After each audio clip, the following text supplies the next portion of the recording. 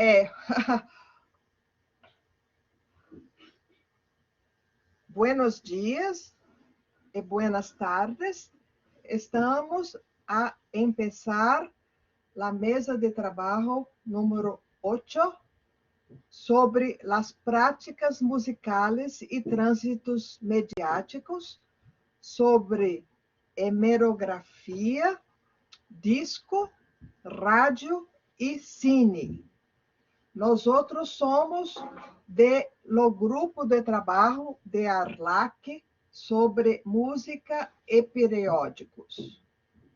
Nós vamos apresentar os ponentes, que são eu, Marta Tupinambá de Ulloa, de Brasil, Francisco José Castilho Garcia, de Colômbia, Fátima Graciela Musri, de Argentina, Ivete Céspedes Gomes, de Cuba. E temos o prazer de ter com nós outros Marina Canardo, de Argentina, como interpeladora. Cada de nós outros vamos apresentar as nossas ponências em ordem e depois Marina vai assumir as perguntas e discussão. Então, vamos a começar. Começo eu. Vou adicionar, não é um arquivo, somente um segundo. Vou compartilhar minha tela.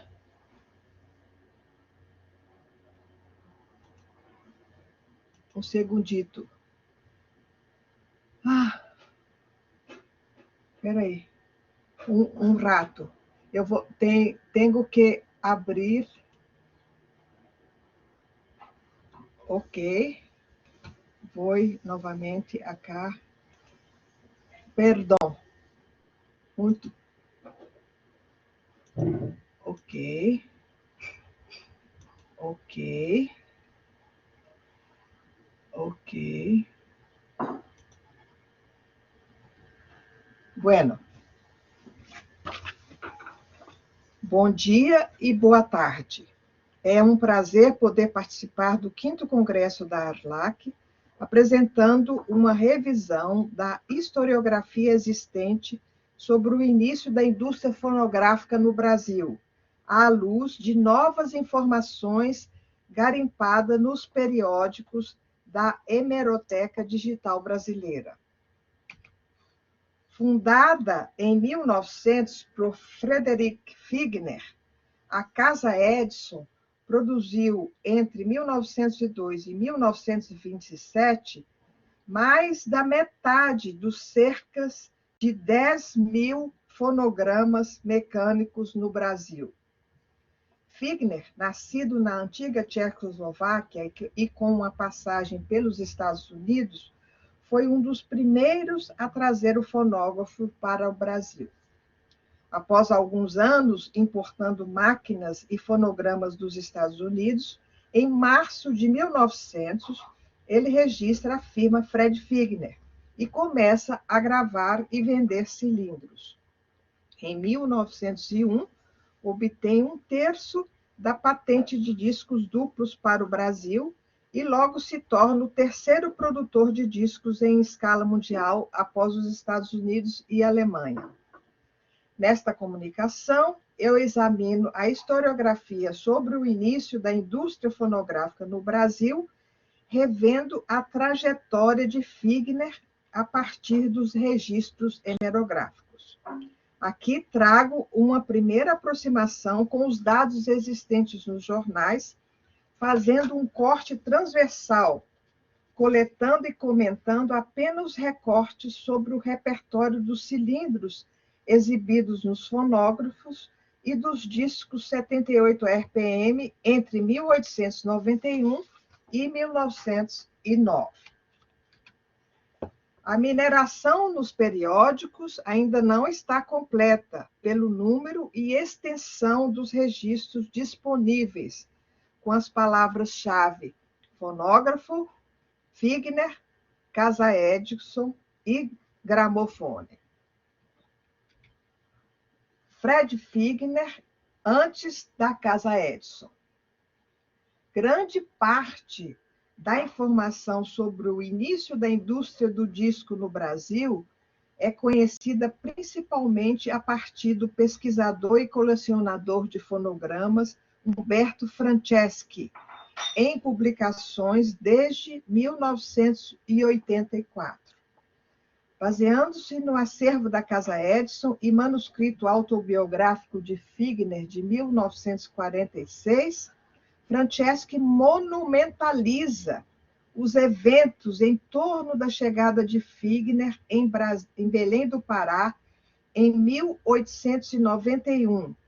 Seu sucesso com a exibição do fonógrafo, cobrando R$1.000 para adultos e R$500 para crianças, e os incidentes no Hotel Central. É um caso repetido em praticamente todos os textos sobre o início da indústria fonográfica no Brasil, a gravação das palavras meio sem sentido de um advogado chamado Dr. Joaquim Cabral, que as pessoas se divertiam muito em escutar. Este discurso, bem como o repertório de gravações, segundo os escritos feitos no local de modinhas e lundus brasileiros, além de áreas de ópera com a companhia de Conchetta Bondalva, hospedada no mesmo hotel, passaram a fazer parte do repertório de exibição de Figner. Em entrevista concedida a Luiz Antônio Giron em 1999, Franceschi reitera que Figner gravou muita música local, observando ser este o repertório que mais agradava às pessoas. A representação construída por Franceschi sobre Fred Figner é a de uma pessoa com grande criatividade comercial, entre comillas, mas sem qualquer intenção de preservação cultural, pois seu objetivo nas gravações era e sempre foi ganhar dinheiro, nas palavras de Franceschi. O colecionador realça o tino comercial de Figner, introduzindo e popularizando o uso das máquinas falantes antes mesmo de se concentrar na produção de cilindros e depois discos, os quais comercializava através de pedidos por catálogos e venda direta por vendedores viajantes por todas as regiões brasileiras. O fonógrafo no Brasil. É importante ressaltar que havia uma grande curiosidade sobre o fonógrafo, mesmo antes da chegada de Figner no Brasil, em 1891. Reproduções com a descrição do aparelho na Academia de Ciências de Paris aparecem no Jornal do Comércio, tão cedo quanto 18 de fevereiro de 1878. No ano seguinte, em 9 de novembro, o imperador Pedro II concede a Edison o privilégio de introduzir o fonógrafo no Brasil. Poucos dias antes, em 3 de novembro de 1879, é anunciada na Rua do Ouvidor grande exposição da máquina norte-americana O Fonógrafo, que fala, ri, canta, chora, ladra, mia e toca solos de pistão, em portunhol, que habla, canta, se ríe, llora, ladra, di miau e toca solos em pistão. É revelador que o anúncio sobre a exposição do fonógrafo apareça na seção dos teatros, ao lado do anúncio de uma resta da ópera O Guarani, pela Companhia Lírica Italiana, no principal teatro, Imperial Teatro Dom Pedro II, e à esquerda, um espetáculo da Companhia Dramática Portuguesa. O fonógrafo nos periódicos. É também revelador retraçado o trajeto de Figner, exibindo o fonógrafo da sua entrada no país em meados de 1891 e suas viagens durante o ano de 1892. Algumas notícias aparecem em periódicos locais, enquanto outras consistem em reproduções de matérias editadas inicialmente em outros periódicos. A exemplo do Diário de Pernambuco, mostrado aqui, que colocava seus leitores a par tanto de notícias do norte do Brasil quanto da capital da República. A seguir, então, temos uma síntese do conteúdo desses periódicos. O repertório divulgado consiste numa maioria de discursos, além da parte musical. Entre os primeiros, uma fala do ex-diretor da Biblioteca e Arquivo Público do Pará, Bertino Lima, apresentando Figner. Depois, o bestialógo do Dr. Cabral, gravado no Hotel Central, onde Figner ficou hospedado ao chegar em Belém.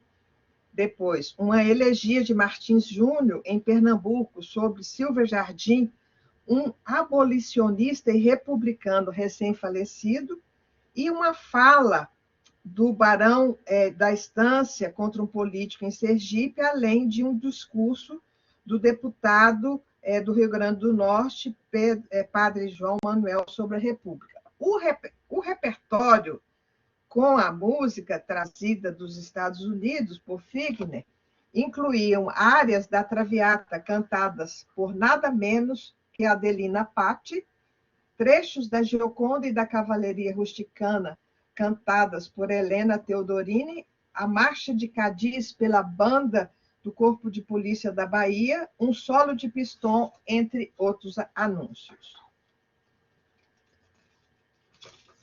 Os comentários são bastante significativos, à direita aí, relatando melhoramentos no sistema de gravação com fonógrafo, agora movida à bateria, e o grande fascínio e admiração causado por ele ao repetir com fidelidade as palavras recém-gravadas. Em portunhol, el nuevo dispositivo de Edison es casi idéntico al ya presentado en esta capital. Sin embargo, gracias al nuevo diafragma, la máquina incluso reproduce la voz feminina en su registro alto.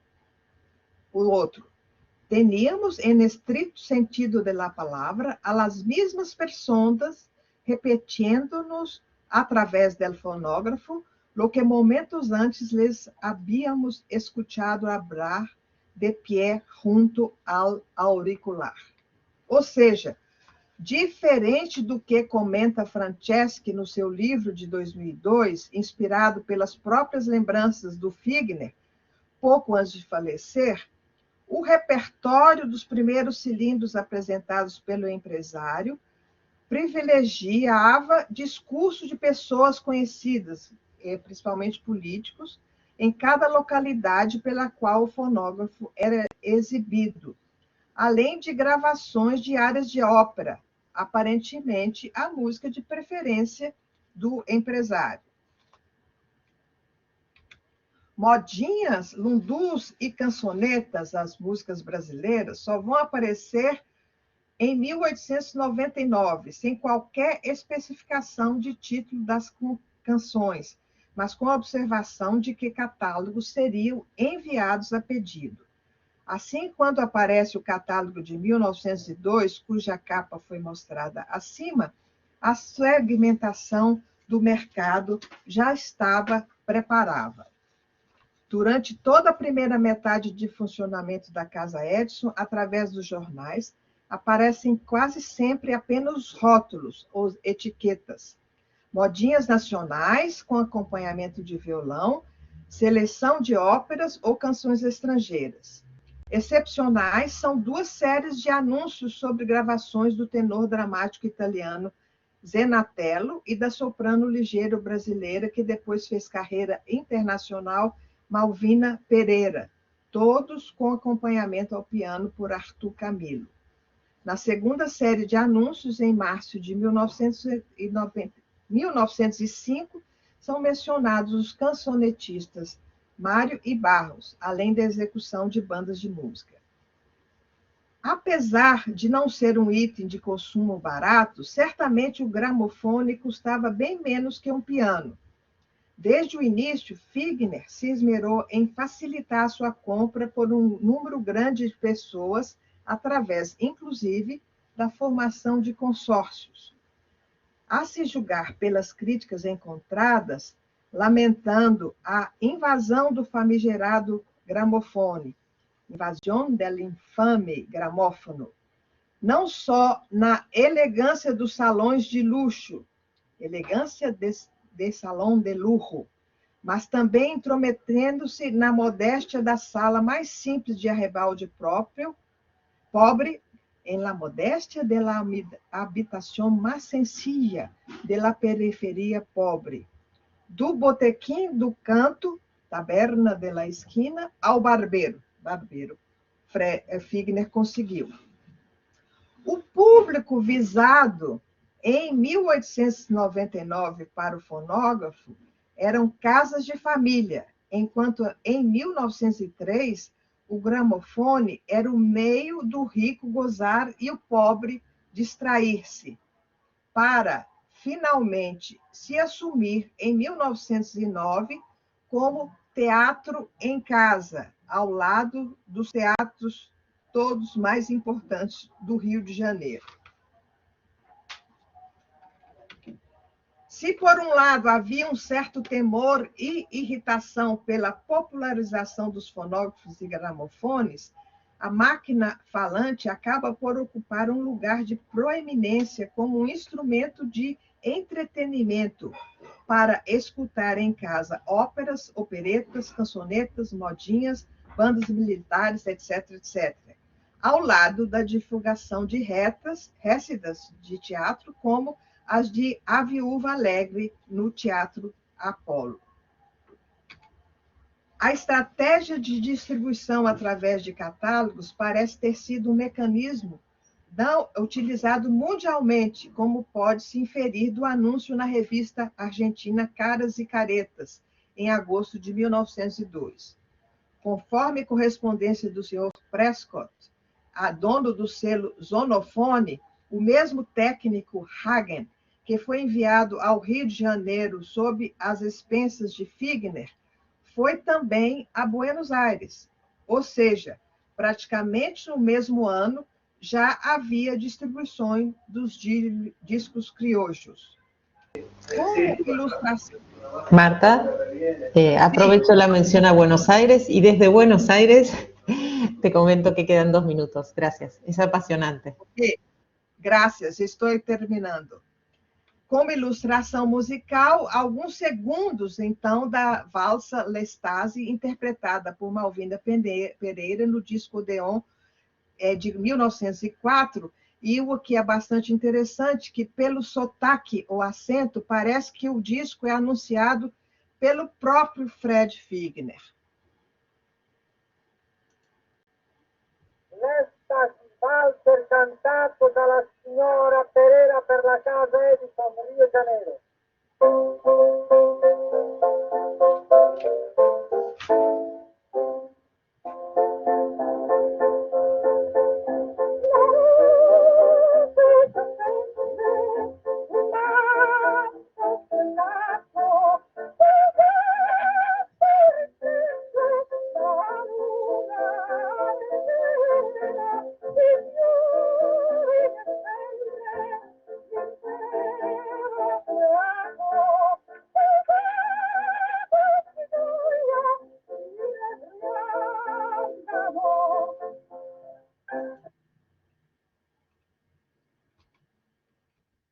Opa!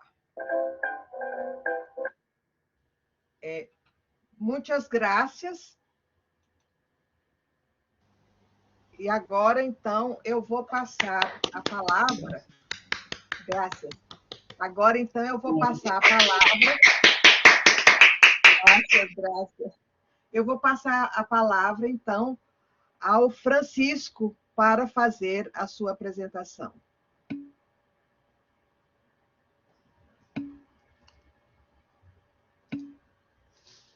Muy buenos días o buenas tardes para todos. Estoy muy contento de estar acá. Agradezco a las demás miembros de esta mesa y a los organizadores de este congreso. Esta ponencia presenta los avances de una investigación en curso preocupada por identificar las maneras diversas en que una publicación musical periódica se integró en un proyecto oficial de divulgación cultural a mediados del siglo XX en Colombia. Voy a poner el tiempo para no pasarme. La Radiodifusora Nacional de Colombia inició sus actividades en febrero de 1940 bajo el gobierno liberal de Eduardo Santos, a quien pongo ahí en pantalla. Las particularidades geográficas del territorio nacional, junto con los ímpetus educativos de los gobiernos liberales, encontraron en la radiodifusión una herramienta muy eficaz que daba continuidad a algunos antecedentes. En la primera emisión, el presidente de la República hizo explícitos los propósitos del proyecto: trabajar por la cultura nacional en todos los órdenes, contribuir a la formación del gusto artístico con programas cuidadosamente preparados. Al paso que crecen nuestras obras materiales de progreso, ha de elevarse también el espíritu y ha de afirmarse el sentido de nuestra cultura y de nuestra vida colectiva. Nuestro máximo anhelo, nuestro propósito único es que se den siempre desde estos micrófonos una noción exacta de lo mejor que tenga la vida colombiana. La Radio Nacional de Colombia, como les digo, inicia emisiones en 1940 y se mantiene vigente hasta el día de hoy. Lo que estoy tratando de estudiar es el boletín de programas. En 1944 empezó a circular la revista Boletín de Programas, una publicación periódica, primero quincenal y luego mensual, que hizo las veces de apoyo material a la caducidad inevitable que tiene la radiodifusión. Si bien la publicación tuvo varias épocas, empezando en el 44 y terminando en el 98, este proyecto en el que estoy ahora se concentra en la primera época, que va del 44 al 66. Son los años en que se inicia y se consolida el proyecto de divulgación. Es además la época más longeva y más estable de la revista, compuesta por 231 emisiones. Además, la segunda época, a partir del 69, hará parte de una serie de cambios administrativos y van a hacer de la revista un objeto bastante distinto. Los primeros años, esta revista tenía entre 8 y 12 páginas. En la esquina superior izquierda presento uno de los números de 1946. La publicación contenía principalmente un listado de los programas radiales y de las obras musicales que la radio emite.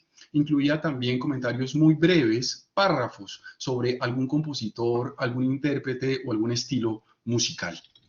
Pero a los pocos años de haber iniciado su publicación, la información adicional a la programación se va a ir haciendo cada vez más extensa, hasta el punto de que 10 años después, empezando en los años 50, la revista está compuesta principalmente de artículos sobre temas culturales, reseñas histórico-musicales y aportes originales al campo musicológico en Colombia.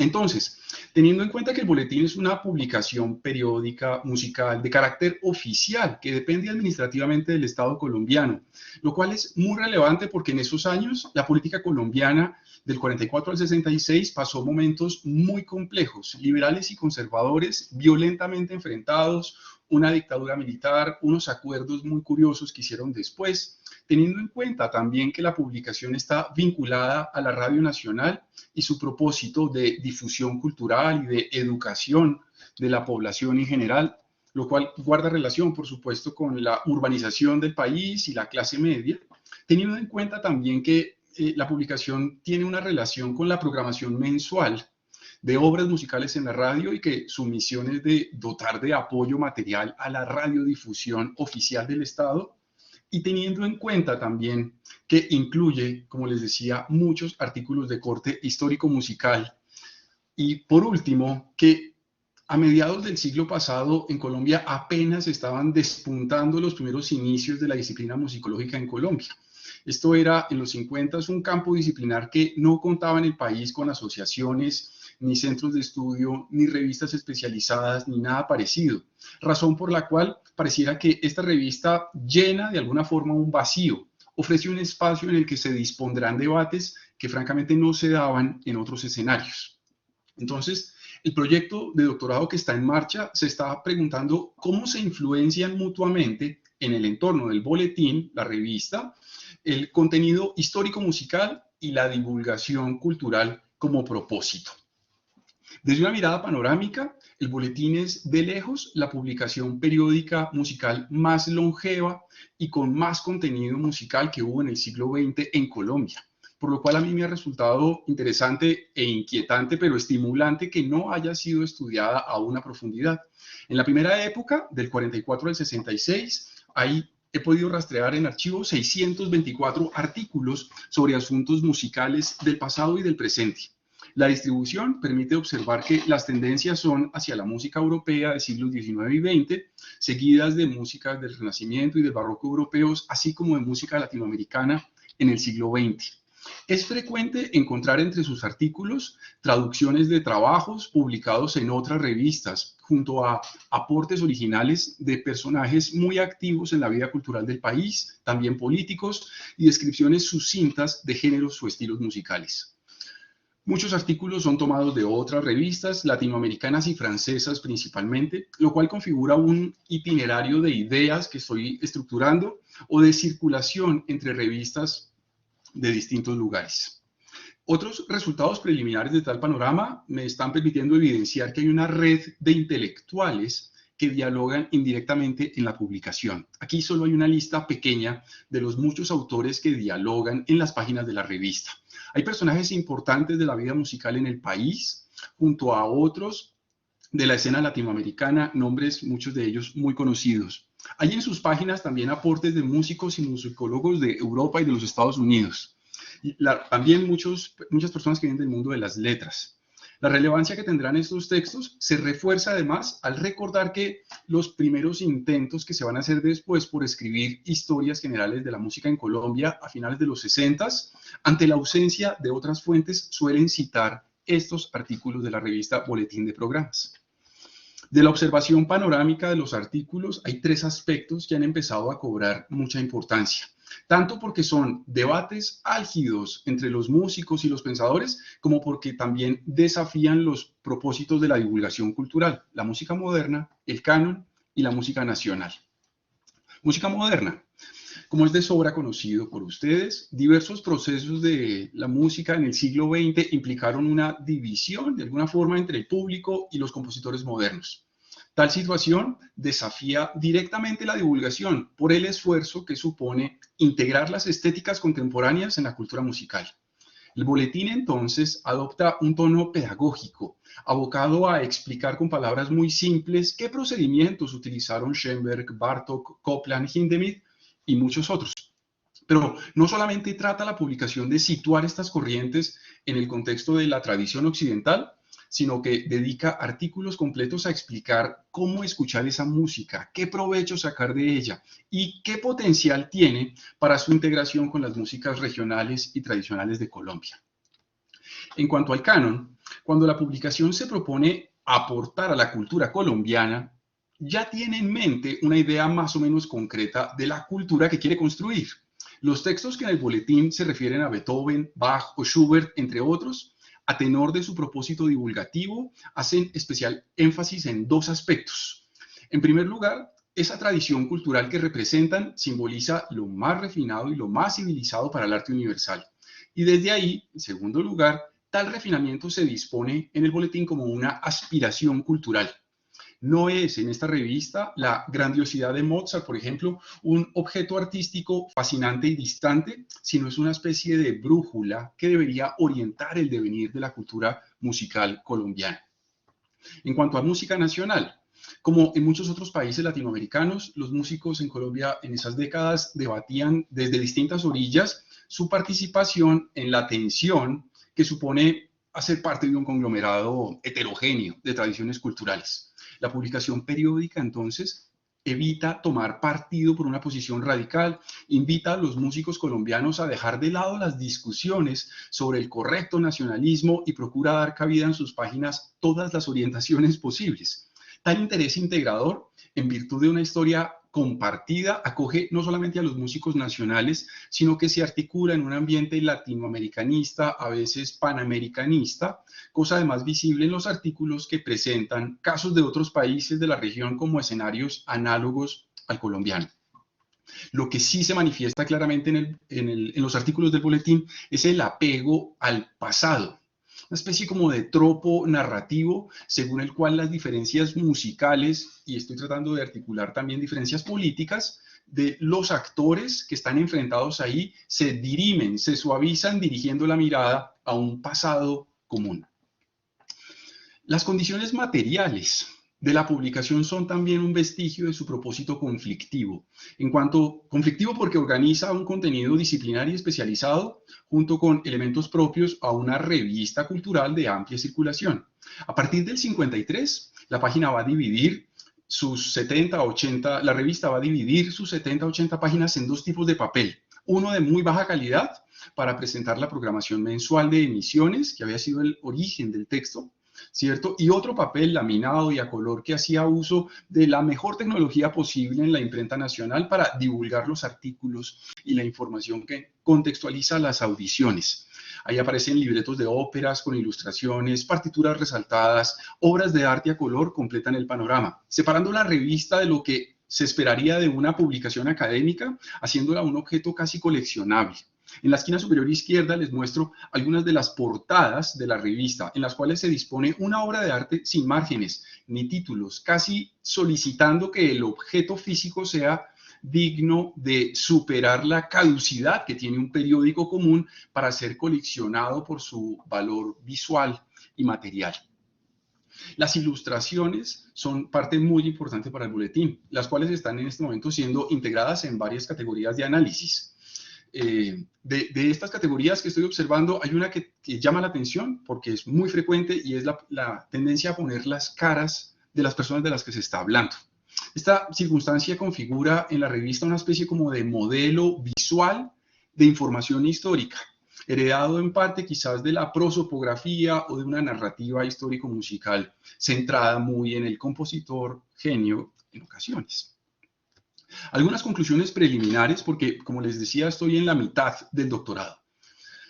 Recordando que los principales insumos utilizados para construir narrativas históricas de la música colombiana en el siglo XX han sido las partituras, las reseñas biográficas y el mercado discográfico, la información provista por una publicación periódica como este boletín que está articulado a la radio, tiene, me estoy dando cuenta, el potencial de integrar en el panorama aspectos muy valiosos.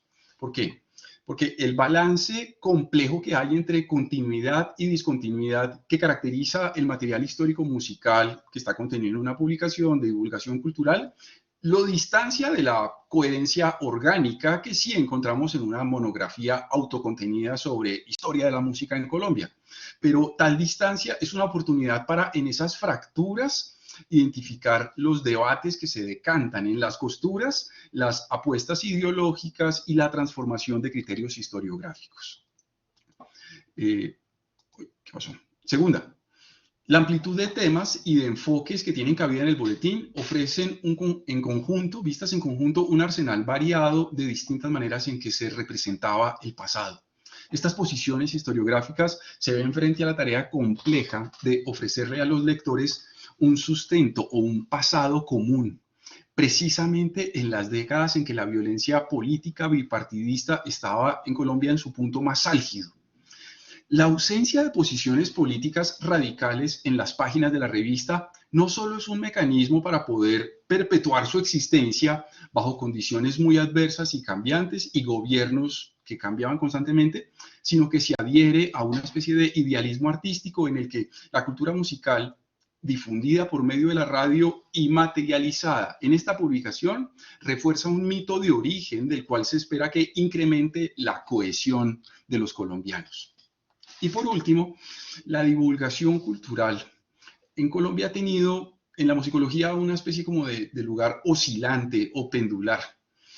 La paulatina y quizá tardía institucionalización de la musicología en Colombia pues ha conducido a librar debates que suelen desconectarse del público general, por lo cual ponerle atención a un medio de comunicación situado en esa intersección que busca decantar debates disciplinares, como decía, pero que también procura con ello aportar a la cultura general de la audiencia, lo cual se amarra a los estudios generales y a la extensión universitaria.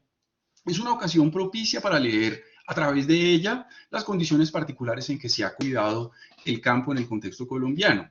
Particularidades que, según lo que estamos rastreando, siguen interviniendo en nuestro mundo contemporáneo.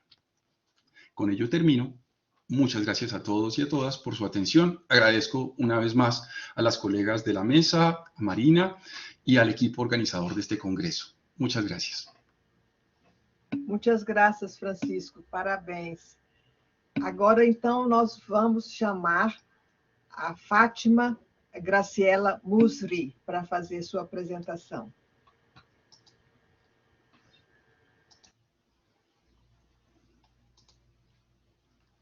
Buenos días y buenas tardes a todos.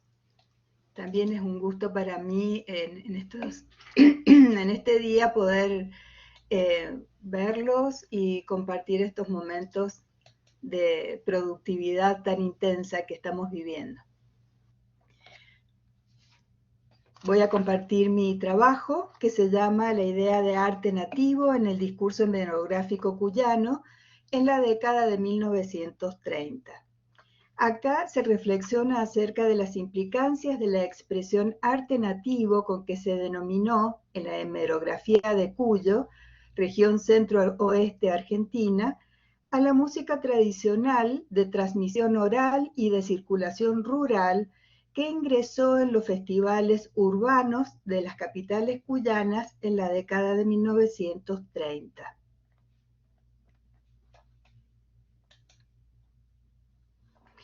Específicamente se pone foco en la primera fiesta de la vendimia, celebrada en Mendoza en abril de 1936, y en el certamen de arte nativo, realizado en San Juan en octubre del mismo año.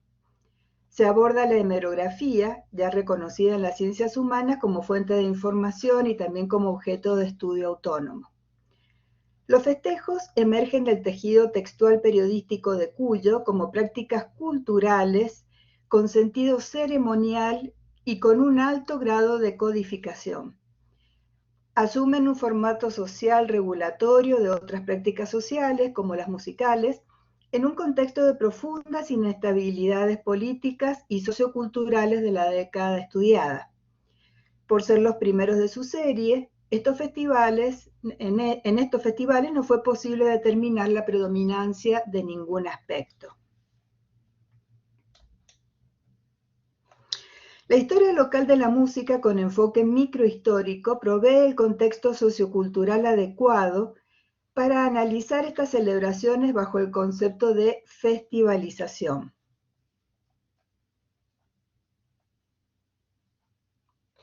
En la definición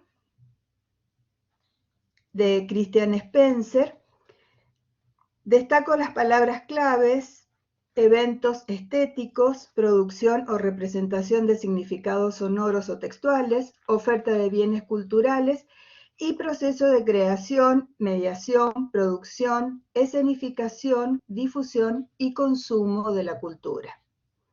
Del relevamiento de diarios y revistas cuyanas de la década del 30 se recortó una unidad de muestreo, o sea, un conjunto de artículos, siguiendo un criterio estratégico temático, que es la aparición de la denominación de arte nativo u otras expresiones relativas a él. En la diapositiva estamos viendo los diarios consultados y a continuación las revistas que han también intervenido en este trabajo. Se enmarca la búsqueda de las significaciones en los contenidos hemerográficos. Los instrumentos metodológicos provienen del análisis del contenido cualitativo que nos acerca a la realidad de su tiempo. Lee los contenidos manifiestos e indaga en aquellos latentes. Se siguió la preceptiva indicada por Andreu Aviola, basado en Raymond Cole, y para esta ponencia muestro el análisis de dos diarios que ofrecen la mayor cantidad de notas publicadas en torno al tema: Los Andes de Mendoza y El Sonda de San Juan.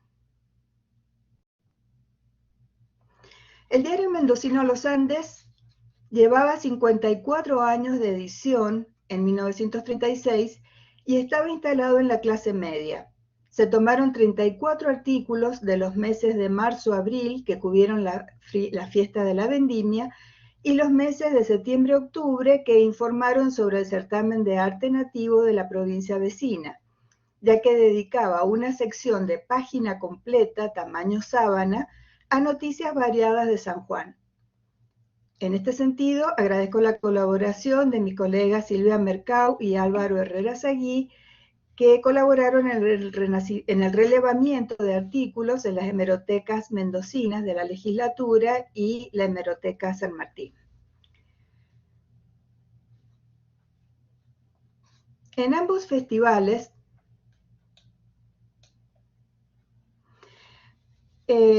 fueron organizados por gobiernos provinciales. Duraron 2 días con una programación de actos oficiales, banquetes, espectáculos con cantos y danzas folclóricas. Pero hubo diferencias. Mendoza sumó el carrusel de carros alegóricos, el convite del vino, el reparto de productos agrícolas locales, la elección de las reinas vendimiales y un espectáculo de danzas en el teatro principal con una entrada restringida a funcionarios y familias cercanas al poder político-económico. El objetivo primordial para los promotores mendocinos fue promocionar el turismo y la imagen de Mendoza como productora de uvas y vinos, propósito ligado a lo económico más que a lo artístico. Se deduce que por detrás de esta activación gubernamental de la música folclórica urbanizada se sobreentienden motivaciones económicas. Para el ministro de Industrias y Obras Públicas del gobierno mendocino, entonces el ingeniero Frank Romero Dey, que luego dio su nombre al famoso anfiteatro donde se sigue celebrando la fiesta de la vendimia hoy día, para él, esta fiesta de la vendimia en su primera edición podía constituirse en, cito, una atracción principalísima de turismo, como ocurre con el Carnaval de Niza, la Semana Santa de Sevilla, etc., con los consiguientes resultados beneficiosos para nuestra producción agrícola, por el conocimiento directo que harán de la misma los visitantes de Mendoza. Es un extracto del diario Los Andes del 19 de marzo del año 36.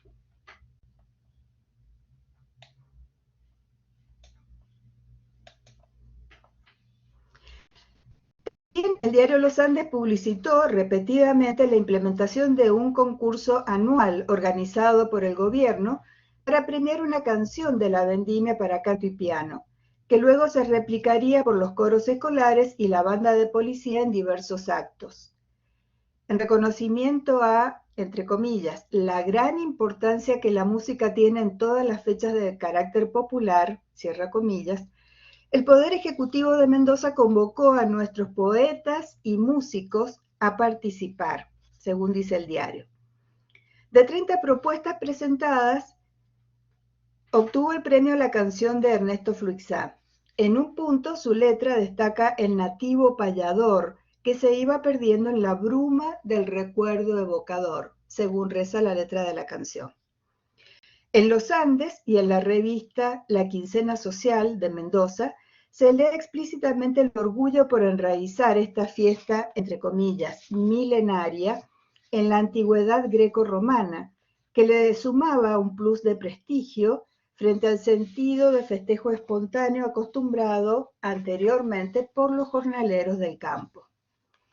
En La Quincena Social leemos, entre comillas, Mendoza ha ofrecido durante 2 días el espectáculo magnífico y evocador de los tiempos helénicos y románicos en que se rendía fervoroso culto a la vendimia. Cierra comillas. Este es un artículo de la primera quincena de abril de 1936.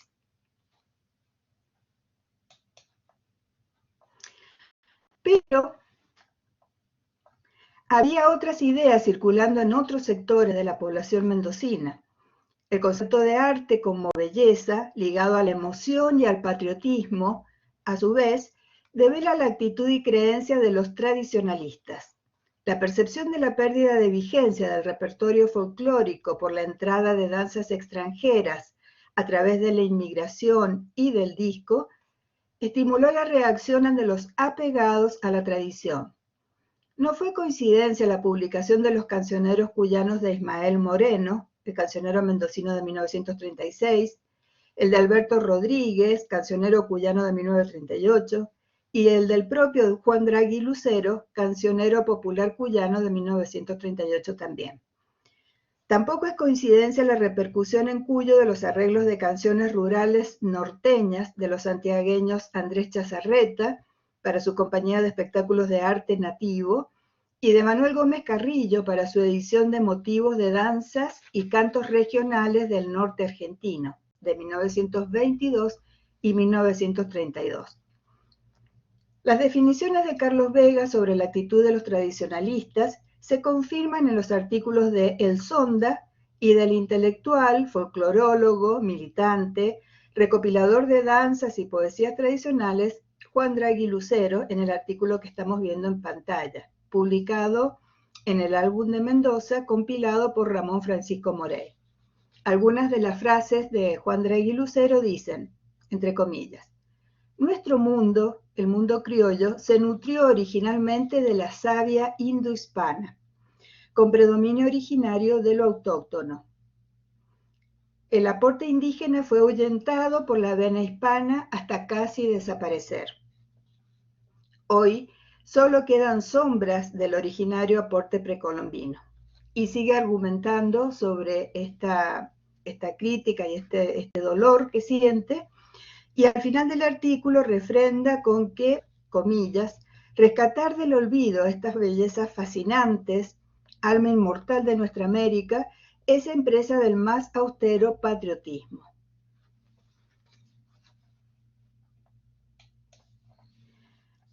San Juan, por su parte, convocó a competencias de bailes nativos, entre comillas, de domas de potros y terneros, a las que respondieron delegaciones departamentales. Todo el festival, realizado en un estadio abierto, se transmitió por radio a toda la provincia. En la prensa sanjuanina se lee que el propósito del gobierno de San Juan, si bien convocó a los empresarios bodegueros también, en realidad fue reactivar el apego a lo nativo, lo que aparece en todas las noticias del certamen. El Sonda, fundado por Sarmiento en 1839, tuvo una reedición en 1862 y una tercera edición en el siglo XX.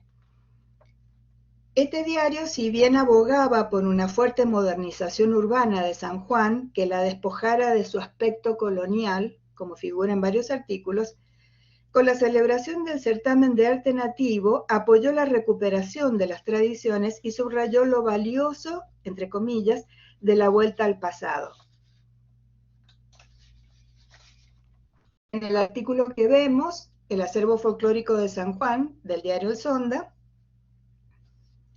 denominó cantos y bailes nativos a las danzas propuestas por los bailarines concursantes de los distintos números del festival.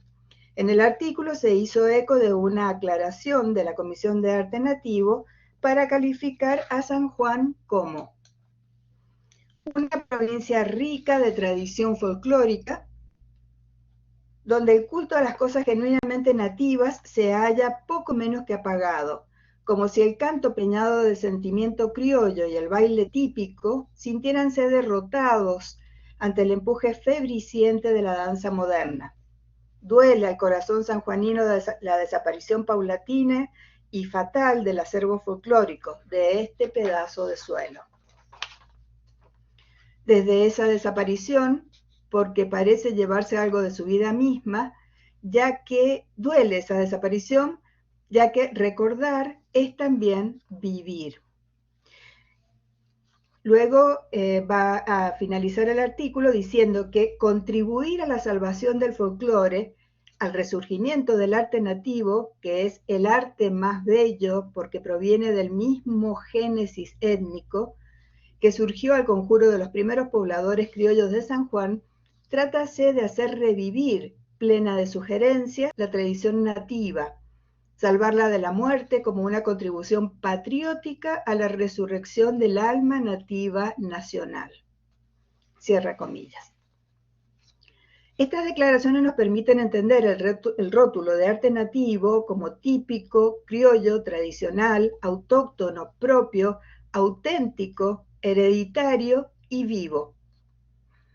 Aunque fue insertado en un festival asociado a lo festivo, al festejo, también asumió una cuota de sacralización. La ritualización de la fiesta se confirma en intenciones de provocar, entre comillas, la resurrección del alma nativa nacional, cierra comillas. Además, un componente trascendental de vincular esta activación cultural fue su conexión al patriotismo. Una confirmación del carácter ritual en el certamen sanjuanino se lee en el diario Los Andes de Mendoza al referirse a la introducción de un gesto altamente significativo. Abro comillas. En un artículo del 2 de octubre de 1936, el diario dice: como número espectacular de las fiestas del concurso provincial, la comisión ofrecerá al pueblo que concurra al estadio la liberación de un cóndor. Es un magnífico ejemplar capturado en las estribaciones de Háchal y su presencia en el escenario del certamen tendrá el carácter de un símbolo altamente nativo. Cierra comillas. Así se logra inferir en el curso periodístico sanjuanino claros indicios de un cambio musical implicado en la expresión de arte nativo, y es la aparición de un doble circuito de circulación de esta música. Uno de tránsito rural y otro de tránsito urbano. El primero tendió a la preservación de su modo de transmisión oral y la preservación de las características tradicionales poético-musicales. El segundo tendió hacia la mediatización que imponía la industria cultural, lo que varió gradualmente su modo de transmisión hacia la escritura y la grabación. Asimismo, modificó el status quo de los músicos varones y mujeres y algunas características musicales. Este segundo trayecto estuvo promocionado por políticas culturales, cuyo portavoz fue la prensa local, como instrumentos de intervención pública en su propio presente. Según Patricia Artundo, los diarios alentaron la denominación de arte nativo para las canciones y danzas folclóricas que se difundieron hacia la capital federal y otras regiones argentinas. La difusión periodística acompañó la promoción del arte nativo por cadenas radiales, empresas discográficas y editoras de partituras. El vínculo con la industria musical fortaleció la proyección nacional de artistas populares locales. En la diapositiva estamos viendo un artículo del Sondi, en la fotografía de arriba, la entrada triunfal que hacen las carretas departamentales con las delegaciones de bailarines en el espacio del estadio abierto del Parque de San Juan, donde se iba a celebrar este festival y concurso de bailarines de arte nativo. En torno a los objetivos nacionalistas de los gobiernos, convergieron las prácticas llegadas del campo, la radiodifusión y la prensa. Las acciones políticas se dirigieron a fomentar festivales públicos, certámenes provinciales para, entre comillas, salvar del olvido a la música considerada propia. Estas acciones seleccionaron un repertorio representativo frente a la música de inmigrantes y también excluyeron los géneros afroamericanos practicados en las murgas. La prensa periódica y algunas revistas locales dan cuenta de la aceptación de este arte nativo en la clase media sanjuanina, sobre todo en intelectuales y tradicionalistas. Índices de la recepción urbana del arte nativo se publicaron en el Sonda. Por un lado, una iniciativa de la Junta de Estudios Históricos de San Juan presentó la idea de recopilar un cancionero sanjuanino, a la que respondió el músico español radicado en la provincia, Inocencio Aguado Aguirre. El 22 de diciembre de ese año, Aguado Aguirre publicó su proyecto de cancionero a ser financiado por el gobierno provincial, con cantos escuchados en el certamen de arte nativo.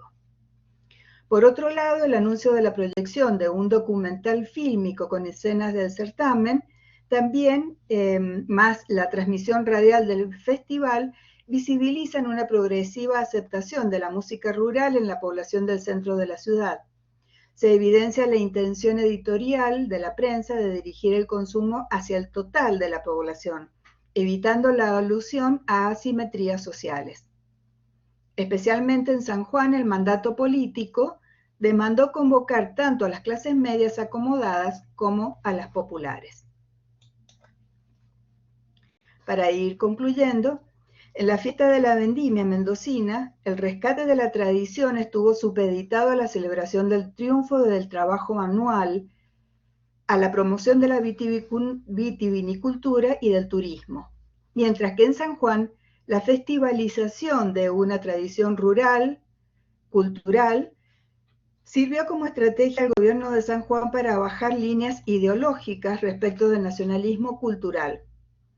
En el cuadro que vemos en diapositiva presento las diferencias deducidas de la lectura de la prensa local. No voy a leerlo, pero podemos ir viendo una síntesis de las distintas características que han emergido de la lectura de los periódicos. Se cumple una vez más la aseveración de Juan Pablo González, que en 2008 escribió en la revista Trans, entre comillas, el rito arraigado en la comunidad, entonces, se transforma en espectáculo desarraigado por la masa, cierra comillas. La prensa periódica es una fuente de información relevante para la construcción de la historia de la música, ya que a través de ella nos acercamos a los acontecimientos, opiniones e ideologías de la época. El análisis de contenido de los registros hemerográficos de los dos festivales permitió conocer la asignación de significados epocales al folclore y aproximarnos a un diagnóstico microhistórico de mentalidades y representaciones sociales. Muchas gracias. Brava, Graciela. Agora, então, vamos passar para a apresentação da Ivete Céspede Gomes. Por favor, Ivete. Obrigada, Marta.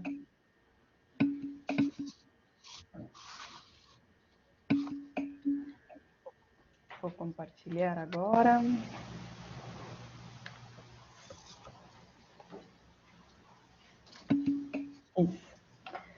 Buen día, buenos días y buenas tardes para todos los que nos están asistiendo.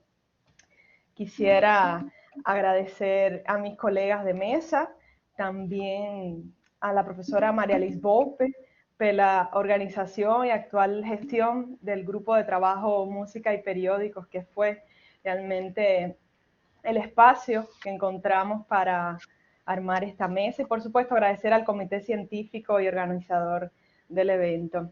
En este afán de conocer el tránsito mediático de la música, específicamente entre el cine y su resonancia en la hemerografía, es que les presentaré una parte de un trabajo que tiene como objetivo mapear las referencias musicales en la revista Cine Cubano entre los años 1960 y 90.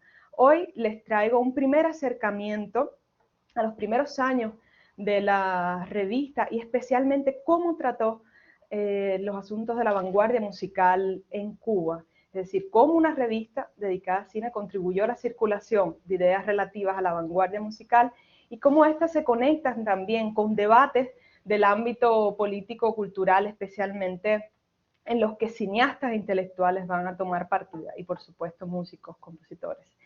Se trata, por supuesto, de que la revista Cine Cubano sea vista, digamos, desde una perspectiva musical. Cine Cubano fue fundada en junio de 1960, fundada por el entonces presidente del Instituto Cubano de Arte e Industrias Cinematográficos, ICAI, Alfredo Guevara. Pues las páginas de Cine Cubano nos permiten adentrarnos en la historia del instituto y de la política cultural cubana, ya que en ella se configuró el discurso oficial del ICAI.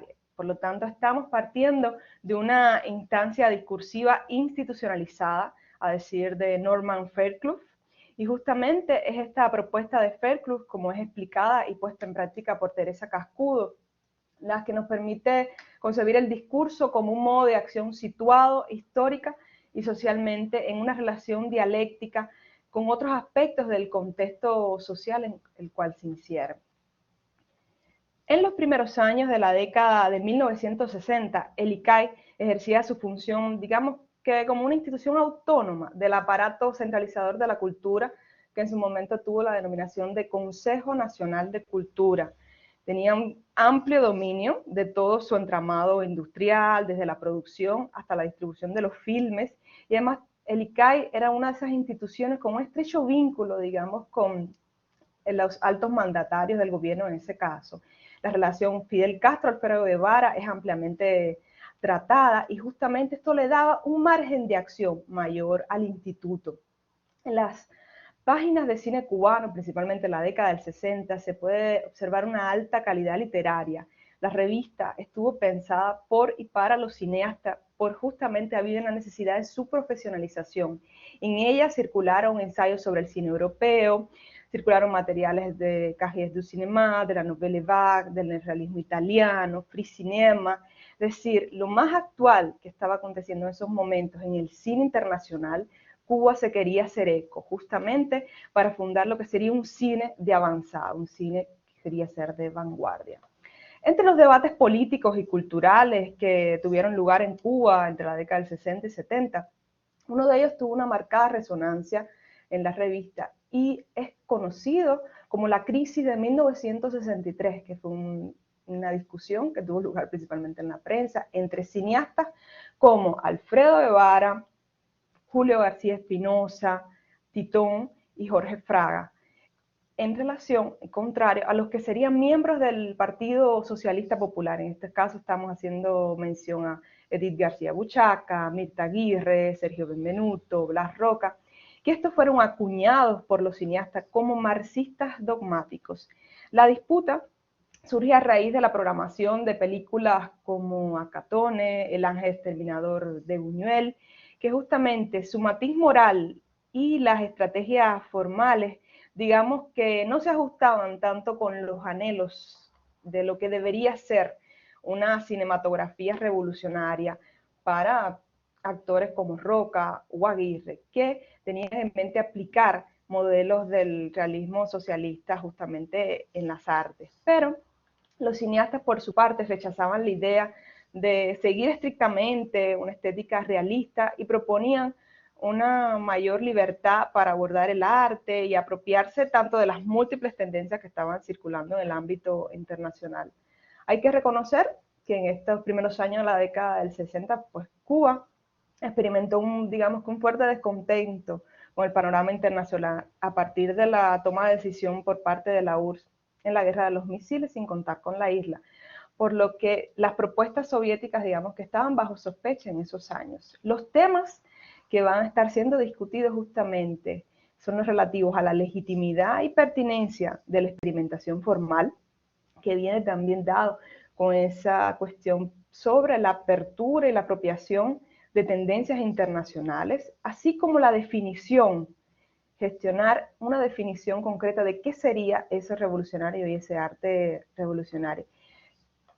Esas fueron cuestiones discutidas de un modo transversal por la industria cinematográfica, en especial por la revista, que organiza en el año 1964 una entrevista con directores de largometraje, directores de fotografía, escritores y músicos. Es decir, estas van a ser las especialidades centrales donde se van a tejer los discursos sobre el hacer cinematográfico en la isla en esos primeros años. Interesante observar cómo va a ser formulada la pregunta a los escritores. Refieren así, cito a Cine Cubano. ¿Diría usted que el arte experimental es compatible con las exigencias que la revolución hace a nuestros artistas en general y en particular a nuestros cineastas? Para los directores va a formular del siguiente modo. ¿Qué entiende usted por cine revolucionario? Algunas de las respuestas que vamos a colocar aquí en pantalla para luego contrastarlas con lo que sería este cuestionamiento hacia la música. Está la respuesta del escritor Lezama Lima, donde él, por supuesto, afirma esta incorporación del arte experimental y la conecta con que es consecuente con el pensamiento revolucionario. Así que con estos nuevos lenguajes pueden contribuir a captar mejor lo nuevo que surge en la sociedad. Por su parte, cineastas como Alberto Roldán y Tomás Gutiérrez Alea están dando forma a un cine revolucionario, digamos, quedando fuera, es decir, afastándose, alejándose de modelos como los que cita Alberto Roldán. Tiene que ser un cine que no competa al cine comercial norteamericano, al europeo, ni tampoco a las fórmulas del realismo socialista. Por su parte, Titón también va a definir que esos modelos de un arte por decreto ya no corresponden a lo que se estaría haciendo en Cuba, sino deberíamos abrir nuevos caminos. Y justamente esa referencia de los nuevos caminos es lo que, al llevarnos a la pregunta de los músicos, ¿qué posibilidades ve usted en la utilización de las nuevas técnicas? En ese caso, en ese momento se referían a las concretas, aleatoria, electrónica. En el desarrollo de la música en nuestro cine, es decir, hay un interés porque los modos de hacer experimentales, los modos de los nuevos lenguajes se encuentren eco en cada una de las especialidades integradas también al cine. Ahora bien, es interesante observar en las intervenciones de los músicos una recomendación, digamos, metodológica que Tania Regina de Luca manifiesta al observar las fuentes hemerográficas. Importante es ver cómo se selecciona, ordena, se estructura, narra de una determinada forma aquello que se eligió como digno de llegar hasta el público. Entonces cabe al historiador, al investigador problematizar hasta llegar a esa topografía de intereses, a decir, de cierto, sobre los modos de organizar ese discurso. ¿Por qué? Al estudiar esta entrevista, también nos llamó la atención cómo en un inicio están dispuestas las falas, es decir, las intervenciones de actores como Brauer, Juan Blanco, que digamos que serían los defensores de la vanguardia, con argumentos muy favorables justamente para la incorporación de estos lenguajes a la imagen del cine cubano. Luego pasa a una serie de criterios un poco resistentes a la incorporación de estos lenguajes en el centro, y finalmente la entrevista termina con posturas, digamos, más diplomáticas, intermedias, entre aceptar lo que serían las propuestas de los nuevos lenguajes, pero también abogan por mantener lenguajes tradicionales ya utilizados justamente en la cinematografía. Observaremos a continuación algunos de los criterios de los actores que se encuentran en diálogo en la revista Cine Cubano. Por supuesto, Leo Brauer, que será una de las personalidades que tiene mayor espacio en los números revisados, donde postula en varios de sus artículos, como la música, lo cubano, la innovación, cuáles serían esas maneras de que la innovación llegue y encuentre su lugar dentro de la música cubana. Ahora, en esta ocasión, él, por supuesto, afirma las amplias posibilidades de utilizar música concreta, electrónica para el cine. Por su parte, Juan Blanco define que es un factor decisivo en la evolución de la música en general, muestra que hay una aceptación no solo por el público, sino también por gran parte de los compositores. Y es interesante cómo refiere a la polémica con otro grupo de compositores que explicaremos, conocidos, reconocidos luego y acuñados bajo el término de la retaguardia. Refiere así Blanco: siempre ha de quedar algún trasnochado que aún no quiera aceptar estas realidades y que con actitudes dogmáticas, oportunistas o decadentes, pues justamente no las suman. En verdad, ellos ya no son otra cosa que una piedrecita puesta en el camino de una aplanadora. Con esto también es este grupo de vanguardia queriéndose instituir como un nuevo canon para la música de concierto en Cuba. Por su parte, Fariñas refiere que las cinematografías internacionales ya están adoptando estos nuevos recursos musicales dentro de sus soluciones cinematográficas, y justamente Cuba tendría que ir a este paso de actualización. Por su parte, Valera acepta que justamente hay un encuentro de criterios alrededor de estos lenguajes, también por compositores que no son muy afines. Digamos que encabezando lo que sería el coro de los contrarios está Edgardo Martín. Por un lado, acepta que sí ofrece una gran gama de recursos estos nuevos sonidos al cine, pero por otro lado, él dice: no me atrevería a hablar de música en esos casos, y mucho menos si esa música quiere o pretende saltar a la sala de conciertos. Por su parte, Fabio Landa es uno de los que intenta, digamos, esa convergencia más abiertamente, hablando de que no existe una sustitución, sino un uso que complemente todos los, digamos, todos los recursos musicales dentro del cine. Por su parte, Enrique Ubieda manifiesta que la música concreta en ese entonces, digamos, es una joven escuela, pero que aún está en su etapa experimental y justamente asocia los recursos de este sonar con un género específico, que sería con la ciencia ficción, que es donde ahí él ve realmente una integración de ese nuevo sonar con el cine. Finalmente, Harold Gramach observa que justamente es en el cine donde estos procedimientos de vanguardia tienen mejor ubicación.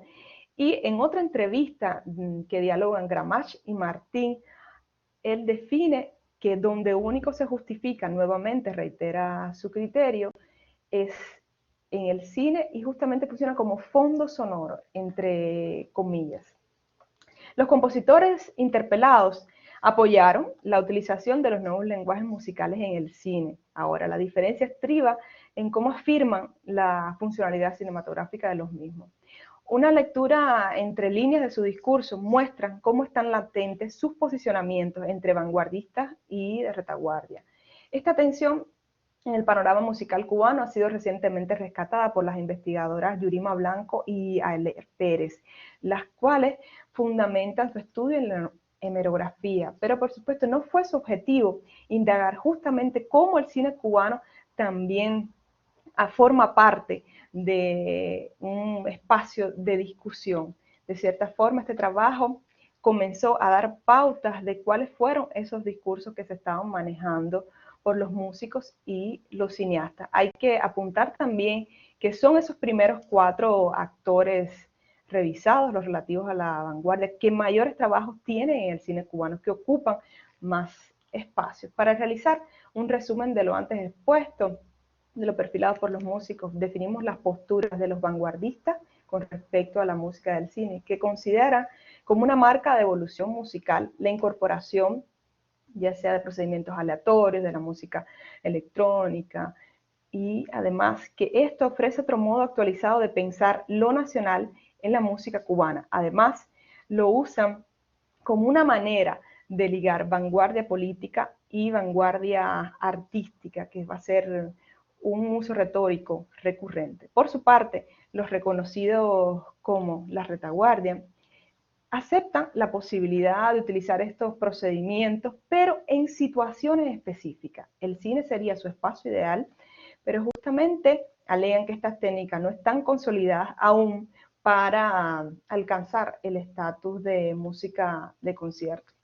Los actores de la retaguardia y la vanguardia negociaron en el cine y en la revista Cine Cubano un espacio de convergencia sin que ésta pagara sus tensiones. Consideramos que la organización del discurso dentro de la revista, sus cuestionamientos sobre la pertinencia de los nuevos lenguajes y su afirmación por parte de los músicos interpelados fue un resultado configurado por el interés institucional en apoyar y legitimar las expresiones de vanguardia en Cuba.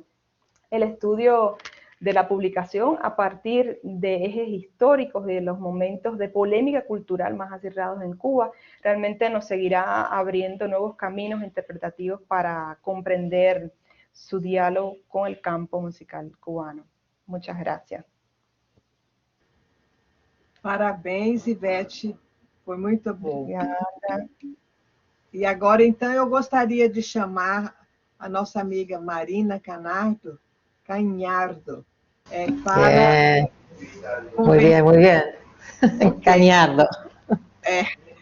Para, então, conduzir a interpelação e as perguntas do público também. Gracias, Marina. Bueno, muchas gracias a ustedes, gracias por esta invitación. Felicitaciones a los 4 expositores. Hay muchos aplausos cada vez que han terminado y creo que son elocuentes del apasionamiento que generaron con estos trabajos que han compartido. Así que empiezo por decir si alguien del público quiere iniciar, romper el hielo con alguna pregunta. Y creo que pueden levantar la mano y creo que yo debería verlo. Por ahora, la presentación maravillosa. Bueno, hay felicitaciones. Las preguntas las pueden hacer tanto por el chat como levantando la mano y pidiendo la palabra. Hago yo una pregunta técnica. ¿Se escucha ahí alguien al lado que está hablando? ¿Se escucha demasiado o estamos bien? ¿Me hacen un gesto con pulgar para arriba? Ok, estamos bien. Me quedo tranquila también entonces por eso. Bueno, en tal caso empiezo yo si nadie tiene algún comentario y en tal caso también esto puede dar tiempo o suscitar nuevos comentarios. Nada, por un lado me venía a la mente y además recién con ese cierre de Ivette, de este enfrentamiento entre vanguardia y retaguardia, hay en varios de los trabajos una especie de resistencia o elogio, ¿no? de la modernidad en un sentido amplio. Me gustó mucho y remarqué de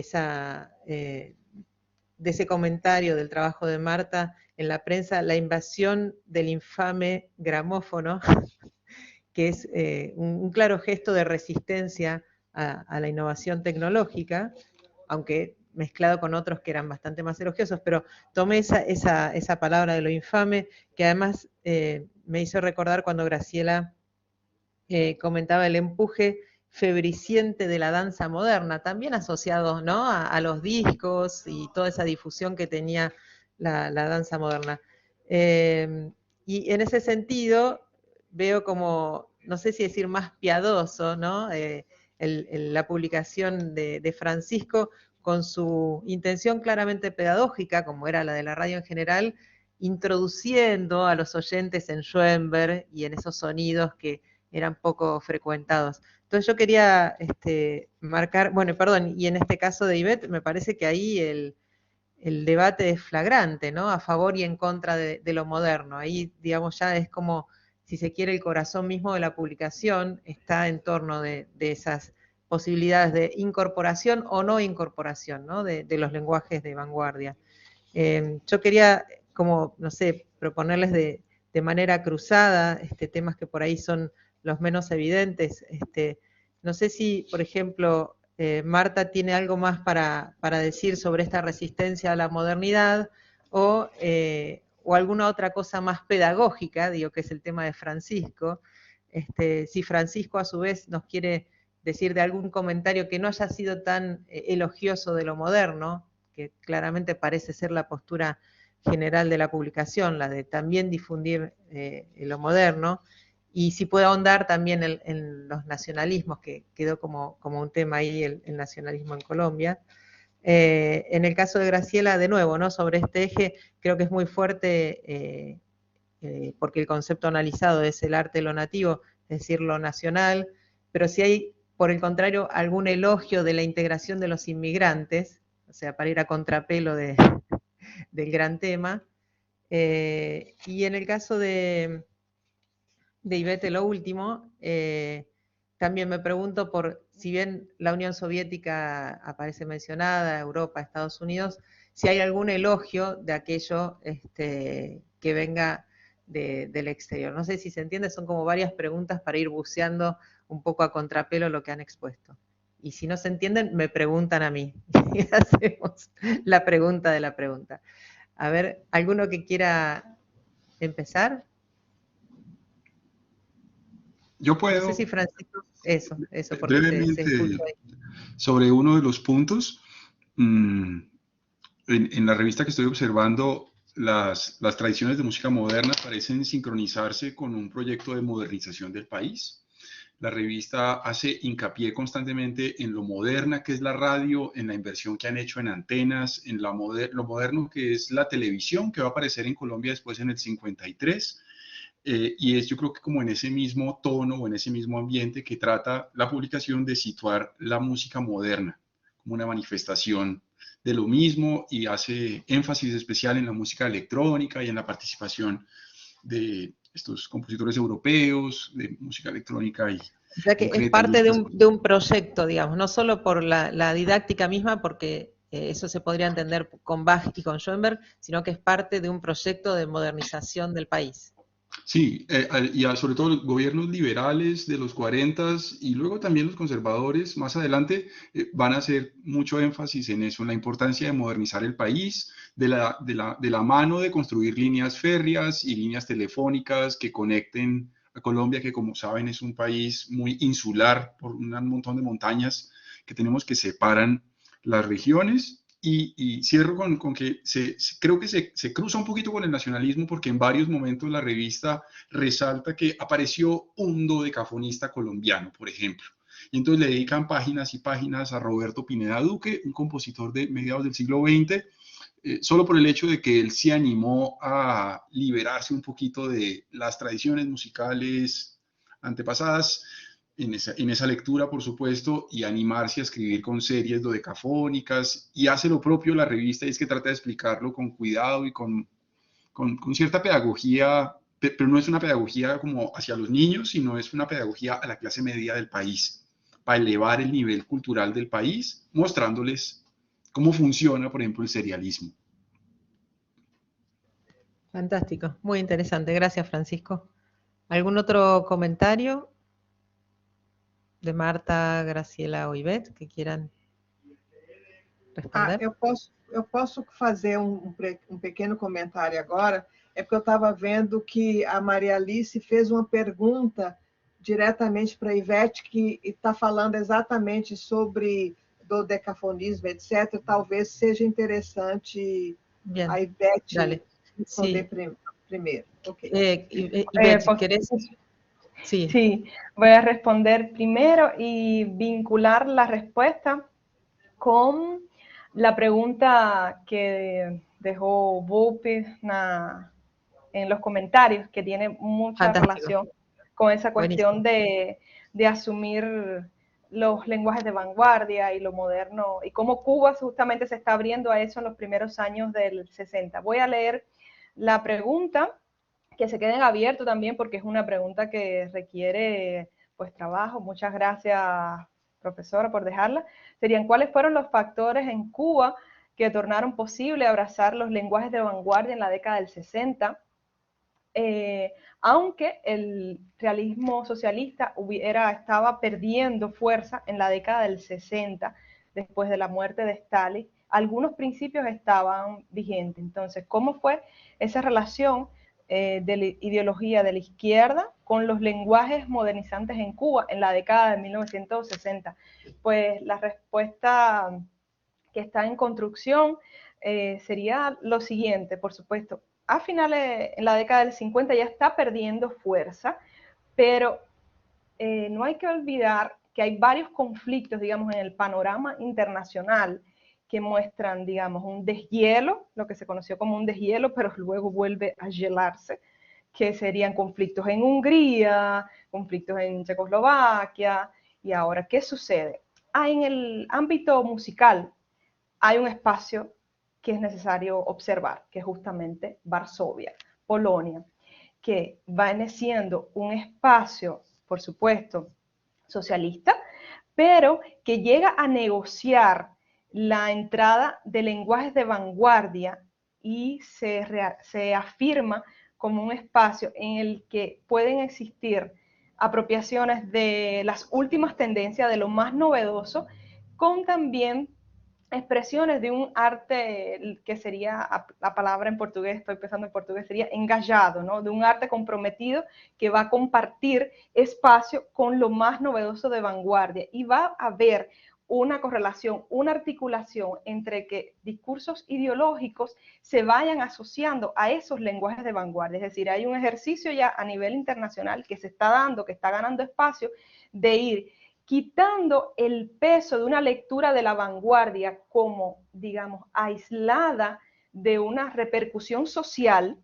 Ese artista de vanguardia que se va a aislar del mundo ya no va a ser esa lectura, sino que se le va a dar una carga ideológica de un compromiso social a ese artista de vanguardia. Y justamente eso es lo que permite la entrada y la justificación de estos nuevos lenguajes.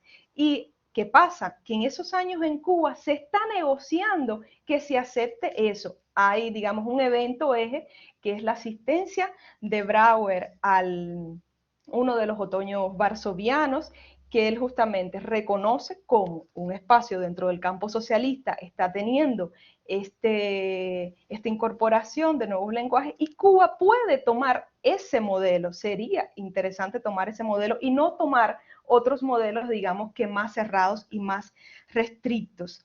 Y por ahí se hacen una serie de negociaciones. También no hay que olvidar que ya hay una tradición de composición en Cuba, ya se está fundando lo que sería la Escuela Cubana de Composición a partir de 1940, con el grupo de renovación musical. Hay un encuentro de varias generaciones, de intereses estéticos, pero que hay una tensión interesante entre estas nuevas propuestas y, por supuesto, en todos los órdenes se está queriendo articular vanguardia política con vanguardia artística por todos los medios, tanto de contenido, para que estas nuevas formas tengan lugar en ese panorama. Entonces, esa es una pregunta interesante que será abordada en mi tesis de doctorado, que realmente se va a especializar en estos debates y especialmente en la música para cine, que es donde más van a acontecer los cambios de lenguaje justamente de compositores que en un momento están reticentes, como los mostré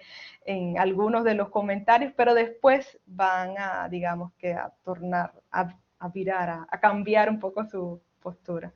Muchas gracias, no sé si por ahí vi brevemente una respuesta. Marina. Para mí sí, para mí está altamente Gracias. respondido y es muy, muy apasionante, la verdad. También la respuesta y este comentario sobre la Fuera con Varsovia, y esos festivales que también marcaban tendencia, ¿no? Y cómo eran recibidos, en este caso, por la vanguardia de Cuba. No sé si Marta o Graciela quisieran tomar la palabra.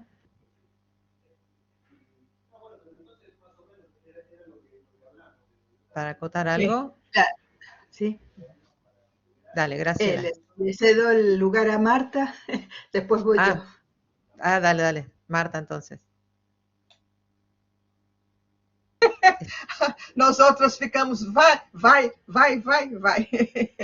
Muitas graças. Vou falar uma coisa que eu vou responder a pergunta de Marina, não é? A Marina comentou como que eu falei sobre o malfadado fonógrafo, né? Mas acontece o seguinte, ela estava falando sobre uma resistência às inovações.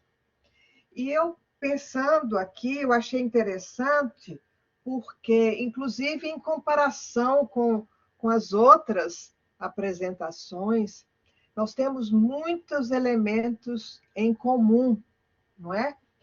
E entre eles, isso que a Marina já observou, que é a relação de da questão da tradição e modernidade, não é? Mas aí, então, o que acontece é que o fonógrafo, ele representa uma modernidade.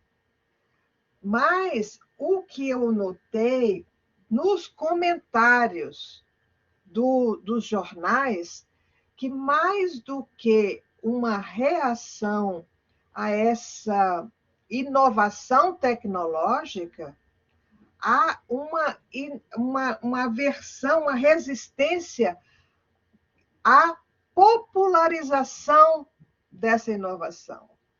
Enquanto o fonógrafo era algo, por exemplo, que era apresentado para a família, né? Inclusive, é interessante que todas as propagandas em relação ao fonógrafo, que são os cilindros, ela é direcionada às famílias, não é? E mais tarde são os fonogramas, são os gramofones e os discos que são colocados como um teatro mais público, não é? Então, os comentários que eu observei em revistas que, às vezes, inclusive, falavam sobre a música de concerto, não é? Então, esses daí são comentários contra a popularização e não em relação à tecnologia, em si. O sea que vos dirías que hay algo más de lucha de clases, digamos, de resistencia a la democratização. Ok. Eu diria sim, e aí então você vê, inclusive o Figner, a figura do Figner me fascina, eu ainda não a entendo perfeitamente. E o que me levou a fazer esse trabalho foi, na realidade, a historiografia que o colocava como apenas um homem de negócios, etc., não é? E eu sempre tive muita admiração por ele. E eu não conhecia muito bem o que era que aparecia nos periódicos. E nos periódicos, na realidade, não aparece nada em relação... Ele próprio, é a questão da memória. A memória individual, próximo a morrer, ele fez o manuscrito autobiográfico, ele estava com 80 anos. Então, ele, de certa maneira, ele idealizou o início da fonografia também, né? E o próprio Franceschi, ele tornou isso um monumento, ele monumentalizou esse início da fonografia. É um pouco, né, daquilo que a Graciela fala sobre como se diz, ela falou uma coisa interessante, que é a festivalização, né? É uma espécie assim de monumentalização, de colocar num lugar separado, não é? Aquilo que às vezes existe uma relação ambígua, com a qual se existe uma relação ambígua. Então, eu acho que eu estou no início daria uma tese de doutorado, na realidade, né? Mais uma, mas assim, Você pode, Marta, você pode. Uma tese. O povo reclama uma tese.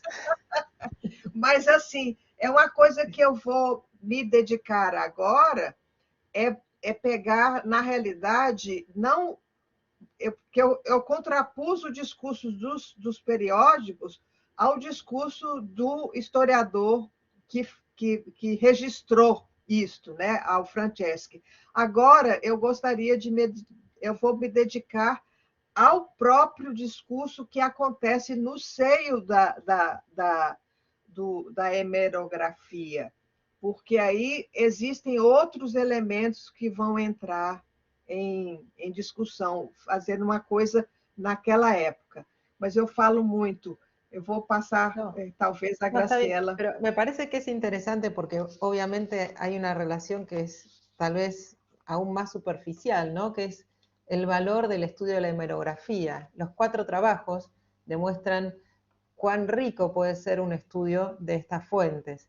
Y bueno, el tuyo en particular, y ahora que lo mencionaste, nos permite revisar ese libro que ya se ha vuelto un clásico, ¿no? A Casa Edison de seu tempo, y que se vuelve un poco, como vos decís, el monumento al creador de la fonografía brasileña, un personaje apasionante, como dijiste, con muchas aventuras y que da como para el mito, claramente da para el mito. Entonces, confrontarlo con estas informaciones que ustedes están extrayendo de estas fuentes, o sea, este grupo de media y música, me parece que va a dar muchísimo que hablar por todo lo que nos van a enseñar sobre aquello que no se dice generalmente en las historiografías de la música. Así que yo les agradezco en general como grupo y en particular a ustedes como mesa que me hayan invitado porque aprendo mucho. También había acá un agradecimiento, y quiero leerlo antes de darle la palabra a Graciela, de Marcio Modesto, que dice: quería solamente agradecer por el conocimiento compartido, por toda esta mesa, trabajos fantásticos, y que me van a ayudar mucho. Estoy traduciendo, no es que lea mal, también leo mal, pero además estoy traduciendo del portugués, y que me van a ayudar mucho con conexiones latinoamericanas en mi propio tema de investigación del doctorado, los conjuntos regionales del Brasil. Y eso es otra cosa valiosísima, esto nos abre la cabeza a escala continental y pensar estas temáticas más allá de nuestras fronteras nacionales, que es algo que también surge de la lectura de estos 4 trabajos. También Cristina Richter Ibáñez, hola Cristina, Dice muchas gracias a todos por las interesantes ponencias. Yo tengo una pregunta a Francisco, pero no sé si por ahí lo dijo en su ponencia y no lo capté. A ver, ¿la dejamos congelada porque Graciela se va a olvidar su respuesta? ¿Generamos un poco de intriga? Francisco, puedes ir leyendo mientras. Hacemos así, como una pausa dramática con que Graciela responda y ahora leemos, Cristina, la pregunta. Graciela, ¿querías responder algo? Sí, muchas gracias. Tengo, digamos, 3 ítems que contestar a tus planteos que me resultaron muy estimulantes. Muchas gracias, Marina, por tu interpretación de las 4 ponencias en forma colectiva y esto de ir extrayendo ejes temáticos para seguir conversando. Como siempre, de gran lucidez tu aporte. Así que muchas gracias. Pero bueno, en primer lugar quería decir que el concepto de festivalización, y con esto le respondo a Marta, es un concepto que se ha trabajado en un dossier muy interesante de la Revista Argentina de Musicología en 2020 y que recomiendo su lectura, y es un dossier que estuvo diseñado y a cargo de Cristian Spencer Espinosa. Entonces he tomado muchas ideas de la lectura de esos trabajos publicados allí. No es de ninguna manera es un concepto mío, sino que estoy aplicando algo que me pareció muy fecundo. En segundo lugar, quiero poner en relieve que los 4 trabajos que se han presentado en esta mesa responden a épocas diferentes de lectura en periódicos. O sea, quiero decir, el trabajo de Marta está situado a fines del siglo XIX y hasta 1904 o por allí, 1905. Mi trabajo se sitúa en la década de 1930, el trabajo de Francisco en la década del 40 y 50 y el trabajo de Ivette en el 60, de manera que es como que tenemos que ir progresando un poco en esta cuestión de la introducción de la industria cultural en los países respectivos en los que estamos hablando y de cómo esa historización de un proceso de modernización toma distintos matices, ¿no? Creo que es peligroso generalizar respuestas a las 4 ponencias y que hay que mantener un poco esa vigilancia de lo histórico o de lo historicista en las perspectivas que estamos abordando.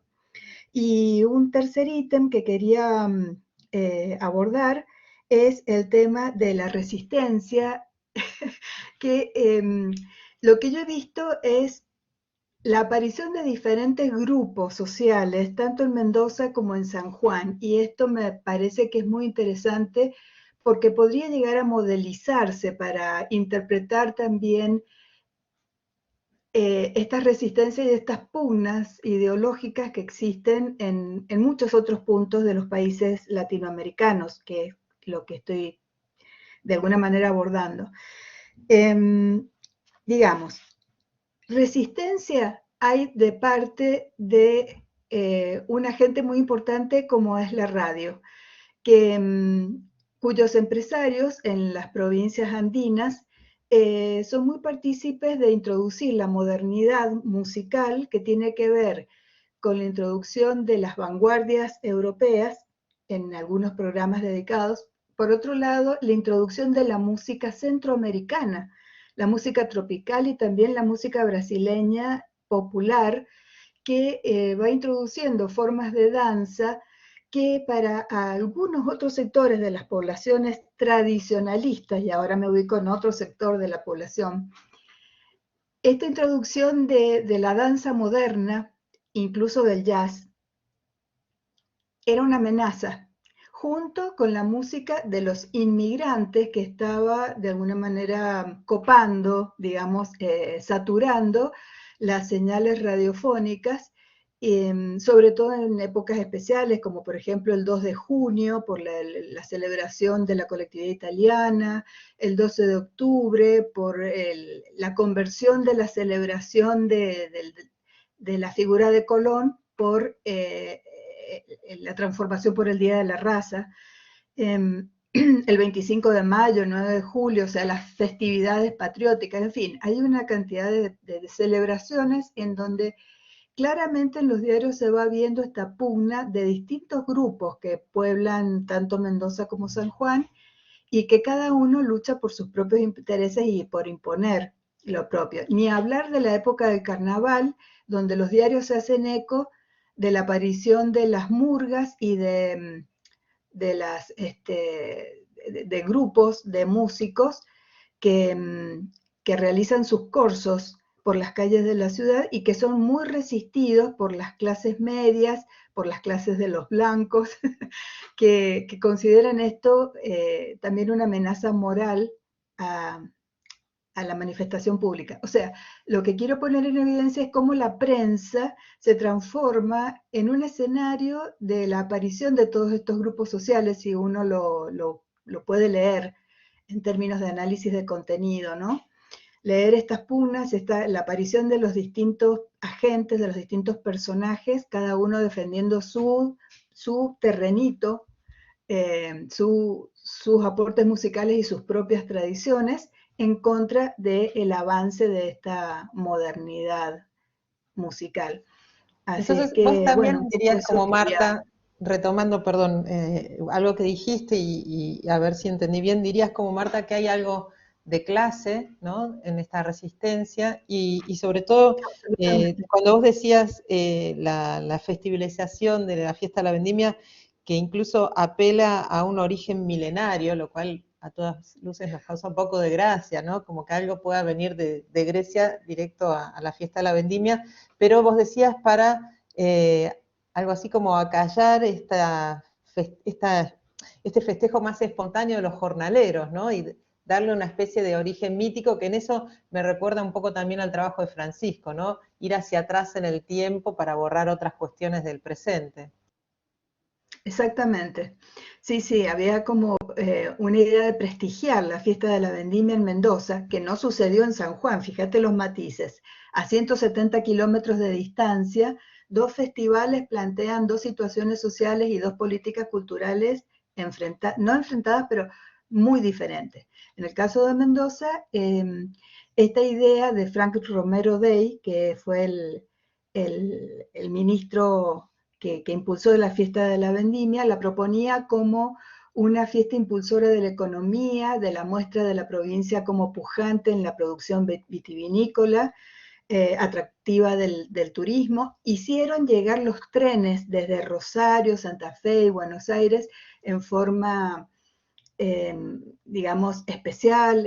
Activaron la llegada de trenes con turistas de todas las provincias del litoral del país para que pudieran ver qué pujante estaba Mendoza en la producción vitivinícola. Y lo artístico, lo musical, desde la política cultural del gobierno, pasó a un segundo plano. Y se nota mucho con la convocatoria al concurso a la canción de la vendimia, por ejemplo, o la presentación de las danzas folclóricas, que si bien estuvieron a cargo de Ismael Moreno, uno de los recolectores de música cuyana más antiguos, digamos, en su trabajo de recopilación de cancioneros, a pesar de la presencia de Ismael Moreno, lo que más se registra en la lectura del diario no es la presencia de las danzas folclóricas en la fiesta de la vendimia, sino la presencia del concurso de la canción de la vendimia para canto y piano y la presencia del triunfo del trabajo de los jornaleros y del trabajo de los bodegueros, y de cómo esto alienta el crecimiento económico de la provincia. Entonces, la lectura que se hace de los diarios va como ocultando aquella otra tradición de la música tradicional que los tradicionalistas como Juan Draghi Lucero, como Alberto Rodríguez y otros, van celebrando un poco en la periferia de la fiesta. Entonces se va viendo esa centralidad y esa periferia aún dentro de la misma Mendoza, que Carmen Gutiérrez de Arrojo ha trabajado muy bien en su libro. Es una de mis fuentes bibliográficas muy importantes. Fantástico. A trabajar la entrada de la música popular periférica de la ciudad de Mendoza al centro, ¿no? Entonces, es muy interesante ver. Hay mucha circulación social de distintas prácticas musicales con asimetrías sociales muy evidentes, tanto en Mendoza como en San Juan. Y los festivales pusieron esto en absoluta evidencia. No sé si quedó claro en mi trabajo, Sí, pero sí, bueno, sí. esa era un poco la No, intención.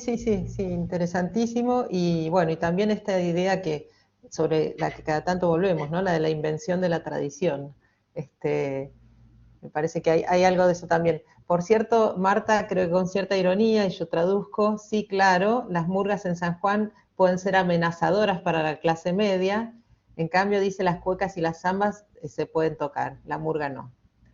Bueno, gracias, Marta. Y ahora sí había quedado en espera la pregunta de Cristina, que la retomo, creo que Francisco la leyó, pero por las dudas la leo. Dice, ¿se sabe algo sobre la redacción y la red de personas que escribieron para el periódico? ¿Cómo fueron conectados? ¿Existe correspondencia? Yo vi, por ejemplo, el nombre de Enzo Valenti Ferro de Buenos Aires como autor. ¿Francisco? Ha sido una dificultad, digamos, metodológica, tratar de establecer cómo la revista que estoy estudiando tomó esas decisiones. Yo he estado haciendo un mapeo general de los autores que ahí están convocados y a veces digo quiénes no están. En los 600 y pico de artículos hay un montonón de autores y de nombres muy pesados, como Valentí Ferro, que fue director, creo, de Buenos Aires Musical, pero también ahí escribe Gramach, que Ivette mencionaba antes, y un montonón de personas. ¿Cómo llegaron esos nombres ahí? Hasta ahora no lo he podido encontrar, y en parte porque creo que esa parte del trabajo está orientada como a revisar con minucia los archivos de la Radio Nacional, y el proyecto arrancó poco después de que empezara la pandemia, y entonces la parte de archivo ha ido quedando postergada y me he ido concentrando el primer año y medio en lo que puedo hacer en casa, pero ya se están normalizando las cosas. No obstante, no estoy seguro de que los archivos de la Radio Nacional o las memorias del Ministerio de Educación me permitan llegar a esos detalles. A veces los archivos administrativos no dan cuenta como de esos niveles. Entonces, estoy tratando de redondear el problema a través de algunas personas que fueron, digamos, participantes muy activos de la radio en Colombia y del boletín, y que sé que estaban conectados. Por ejemplo, hay un personaje que se llamaba Andrés Pardo Tovar, que estaba muy conectado con la escena latinoamericana y con la escena norteamericana. Había publicado antes en la revista musical chilena, viajaba constantemente a los Estados Unidos, ya era profesor universitario aquí, organizaba conferencias de música.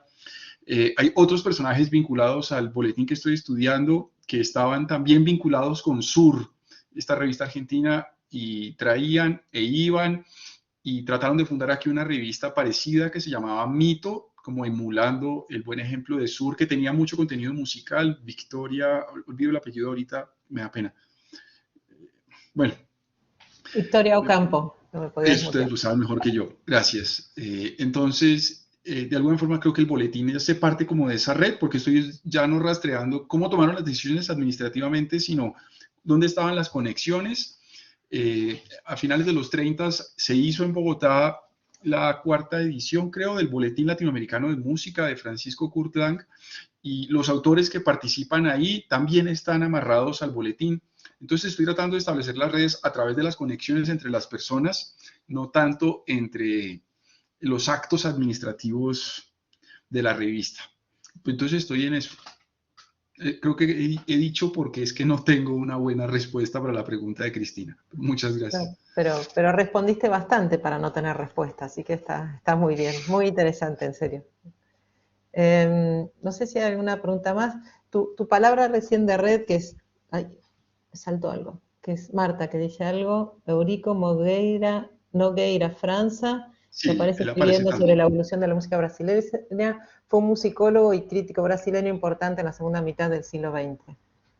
Sí, él aparece también en el boletín. Gracias. Gracias, dice, sí, te dice Cristina, será muy interesante tejer la red de revistas en cada época. Eso es también un buen trabajo, ¿no? El de la red de revistas. Y un poco en esa línea también quería pedirle a Ivette si puede contarnos más sobre esta palabra tan interesante que eligió para su título, la cartografía, que me hace acordar un poco. ¿Por qué elegiste el concepto de cartografía? Si nos puedes contar, Ivette. Porque justamente lo que quería era vincular ideas con lugares de fala, ¿no? Disculpen si mezclo en mi intervención algunas ideas en portugués, porque como tengo que justamente leer muchos textos en portugués, ya se quedan, ¿no?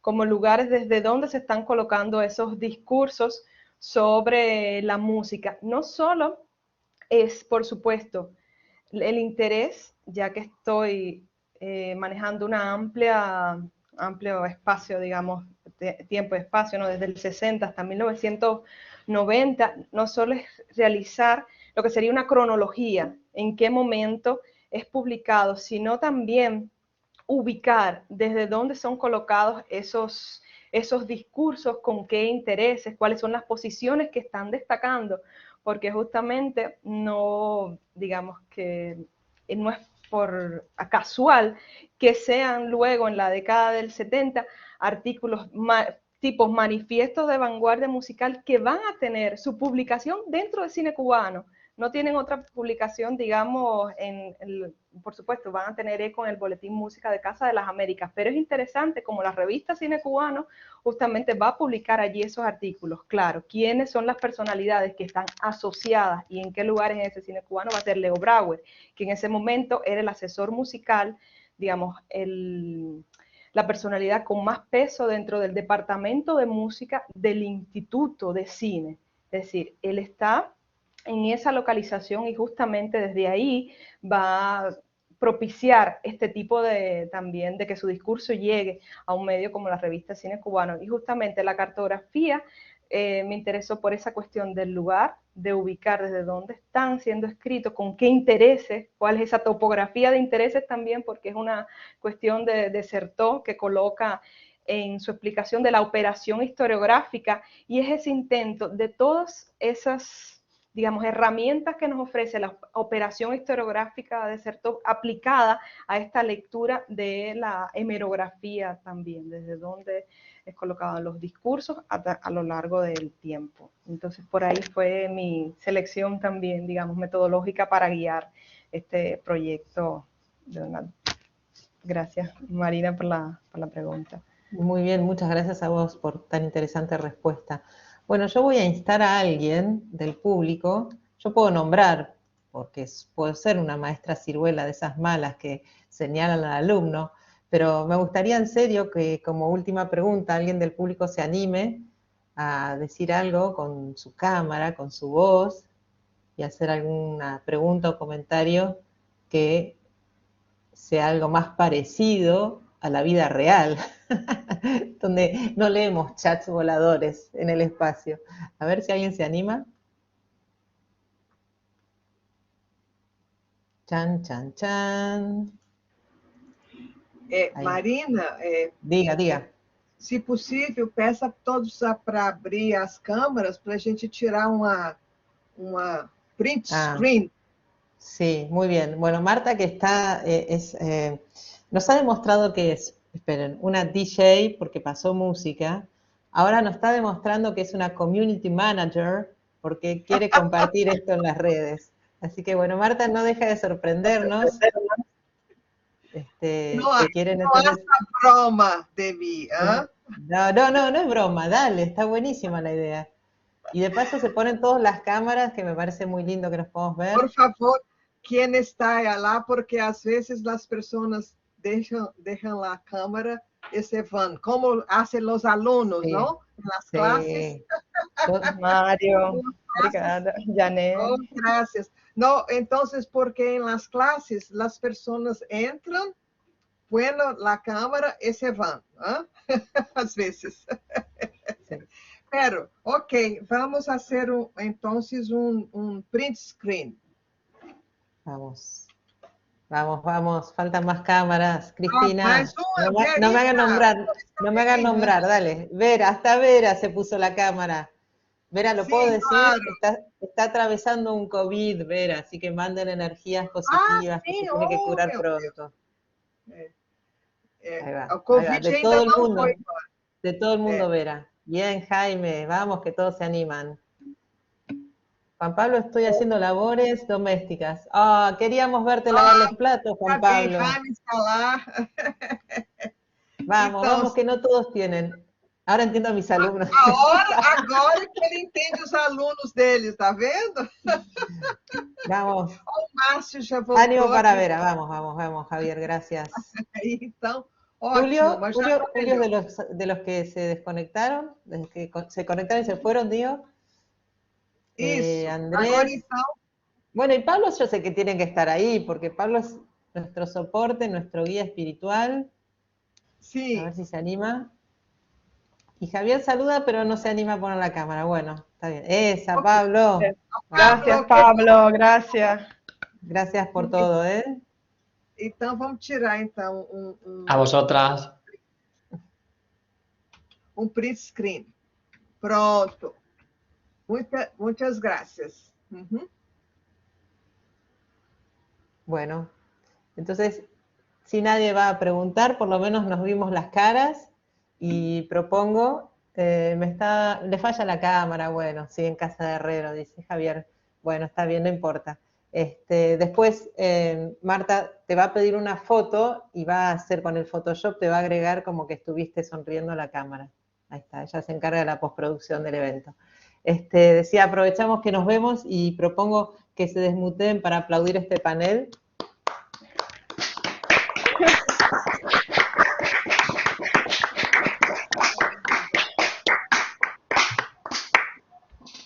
Fantásticos trabajos y bueno, los insto a todos a seguir en contacto. Fátima dice que hay ruido de la calle. Bueno, vamos. Aplausos, siguen los aplausos, pero ahora virtuales.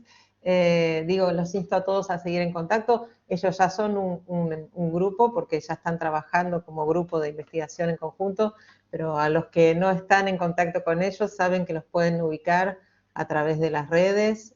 Bueno, Marta es muy activa, es una Instagramer que está todo el tiempo subiendo sus videos. No sé si tiene Instagram, pero la pueden encontrar, saben que su mail está siempre en los intercambios de la IASPEN y demás. Bueno, muchas gracias y que sigan disfrutando este fantástico congreso.